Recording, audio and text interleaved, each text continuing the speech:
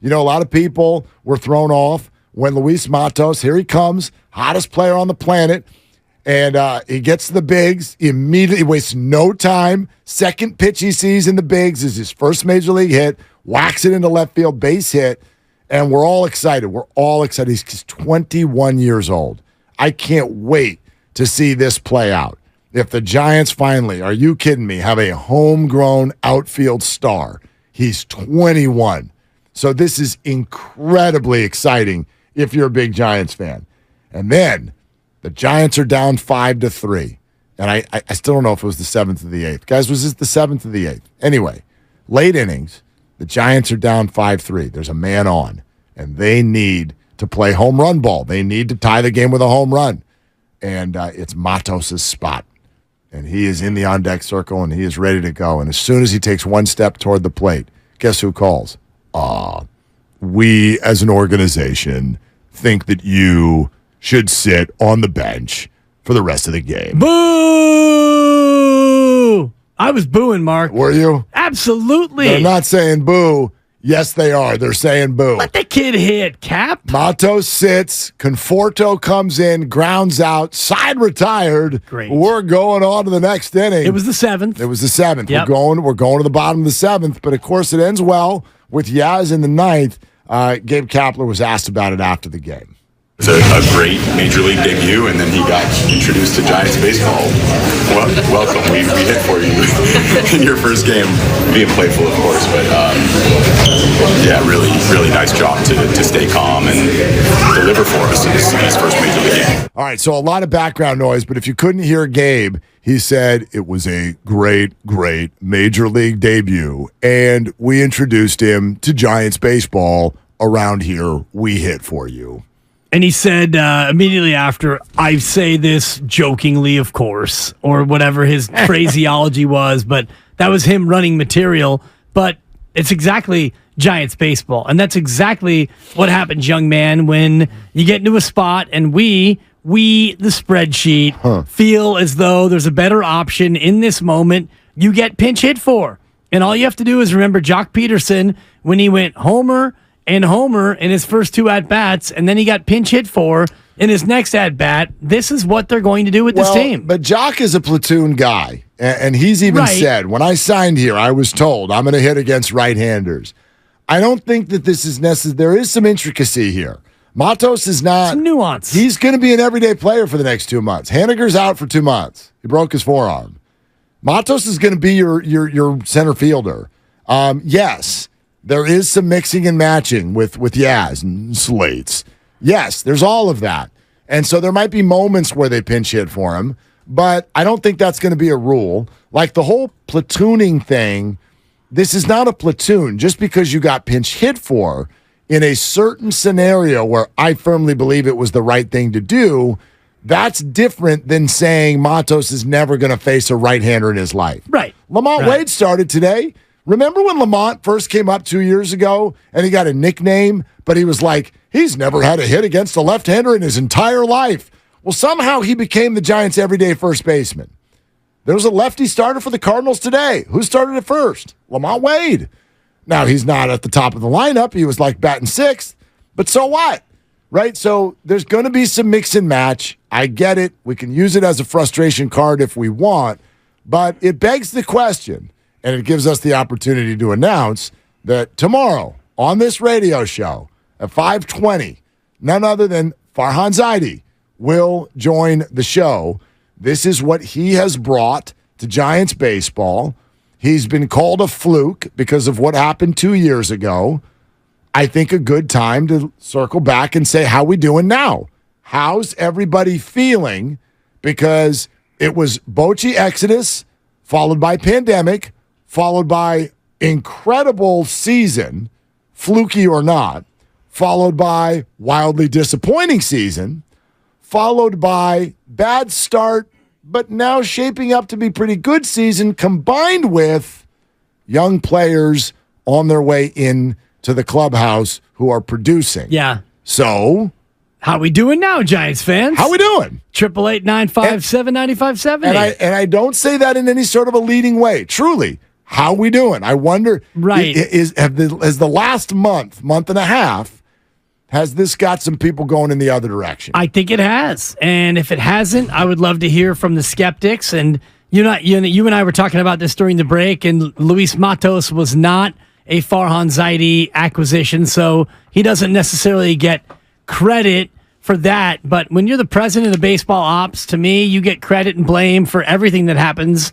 under your watch. So the fact that, yes, Patrick Bailey is a Farhan draft pick and Joey Bart is not, if Bailey doesn't do well and Bart comes back up and does do well, Farhan gets credit for being able to assess that Joey Bart in that moment would have been better. Right now, it's not going that way. But things for Farhan in terms of what the fans think, his stock has got to be up because of the young players and the fact that they are more than competitive. We promised it by 3:34. It's 3:33. So, again, if you're not on YouTube or Twitch right now, I don't know what to tell you. We gave you as much advance warning as we could for this incredibly unique experience to be inside the Warriors introductory press conference for and following the NBA draft. You need to text a certain word to a certain number. I am showing it to the YouTube and Twitch audience right now. You need to be there, get over there, get that word, qualify for this incredibly unique opportunity. So I got to be Stephen Curry for the first time, and I'm very excited. That's right. Be like Jermaine. Young Jermaine, once upon a time, had the very hard-hitting question for Steph Curry: why you wear 30? Why you wearing 30, Stephen Curry? And then Steph gave him the answer and then paused and said, I very much appreciate your question, Yeah. young buck. Classy then, classy now. Always. 14 years later, and the Warriors might draft the next Steph Curry. And you could be there for the introductory press conference for the next superstar player for the Golden State Warriors. At the risk of a tired right arm, I will hold this up as we continue the conversation and what you threw out there, though. You know where I'm at and where I stand. I was never off of the Farhan train. I will say that this offseason, like it was for everybody, incredibly disappointing. There's no two ways about that. I was upset after the Correa experience. I thought it was very unfortunate the way that the Giants pursued certain players and were unable to get them. However, I also thought it was a misnomer, inaccurate, when people came out of the offseason and said the Giants won't spend.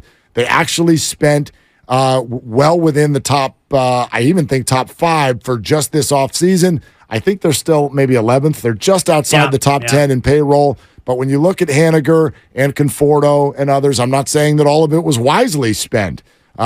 Minaya and Stripling and Minaya. Minaya's been better. Stripling has been a problem so far. Not every single one of these is going to work out. But the fact that the farm system has turned, and it's turned in a decidedly Farhan way. I do want people to remember now, Luis Matos is not a Farhan guy. That was a Bobby Evans guy. This is a long time ago when they plucked him in on the international market. But Patrick Bailey, Casey Schmidt, Kyle Harrison, these are Farhan drafts for sure.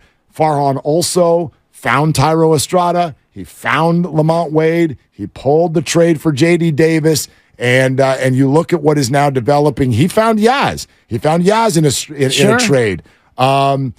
When you look at what's developing around the diamond right now, people always asked for a vision and a plan. And, it's a little easier to see it, isn't it?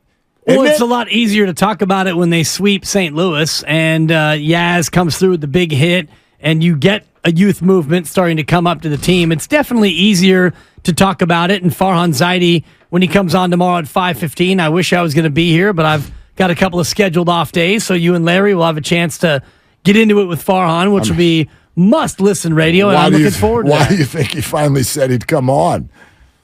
I'm kidding. It's just the way it landed.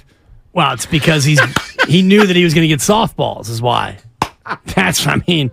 Obviously. Larry is offended. Larry's offended by that statement. Well, I mean, it's, you're going to be ball dominant. We know that. It's going to be, Larry, I'm going to go ahead and take the first 4, and then you can have Willard's crumbs. Well, he's our guest. Yeah, like that's the way it's going to work. But, I've seen you pitch wiffle ball to your son, and that's kind of the way you conduct these interviews, too. I did hang a curveball. Oh, that Back was a at it rough today, one. I'm sure. No, we played hoops today. Nice. We played hoops today. Give the old noodle a break. I don't give him any breaks on the hoops court because that was my sport. Like, you want to do a 3-point contest, son, you're going to lose. Are you let the kid win dad, or are you, not that you have to rub his nose in it, but Situational. It's not a hard yes and it's not a hard no. Yes, there are times where I've let the kid win. It's certainly at a certain age.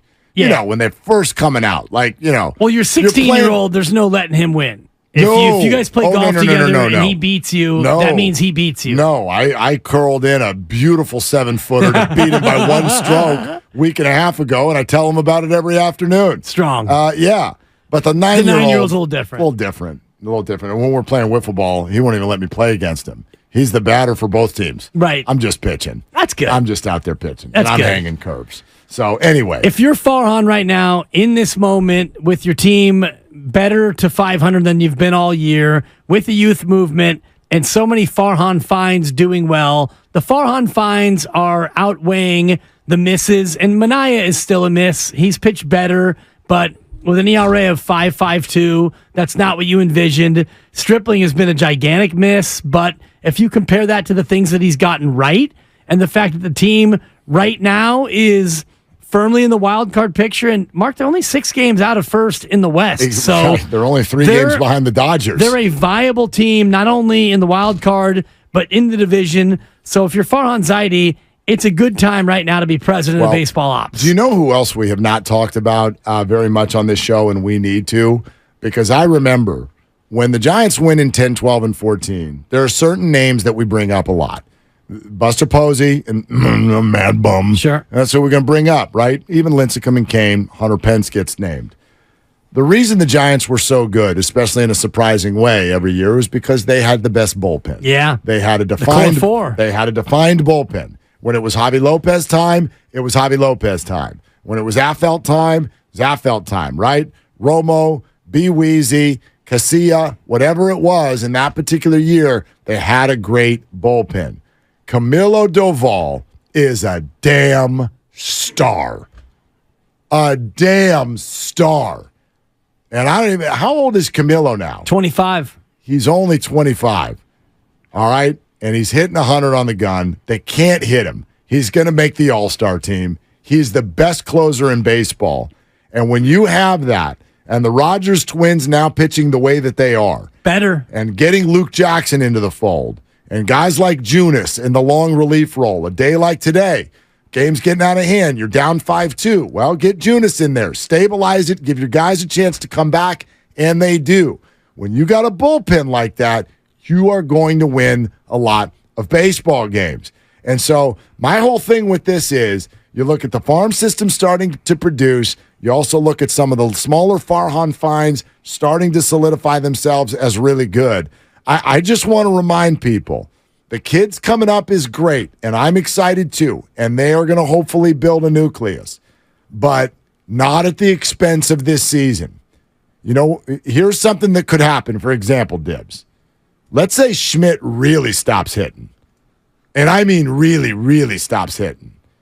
Are you open to going back to the way it was, or you're just going to ride with those bruises because he's young and you want to develop him? You go back to the way it was. I'm with you, man. Like, there is a season to play. It's June 14th. I mean, we're in a spot where you had Schmidt come up and he flashed immediately, and boy, he flashed again and he looked great. And, well, the league will adjust to you as a young player. And now Water finds its level, and Schmidt is kind of finding where he's going to fit in. It's the same thing with Luis Matos. He's hitting .333 after one game. He's 1 for 3. He was on fire in AAA. If he goes 4 for his next 29, playing every day, it's going to be time to sit down. You're not going to just ride Luis Matos until the wheels fall off, and that's the same with Bailey and Schmidt and any of the other young players. Although the cool thing for Matos now, not a cool thing for the Giants or Mitch Haniger, is he probably is going to play every day because they need him to. They need him to. Right. Slater's not going to bat against right-handers. Matos going to be your center fielder, and you know they're a little more thin out there now. Sable can play some, whatnot, but yeah, he's going to be out there.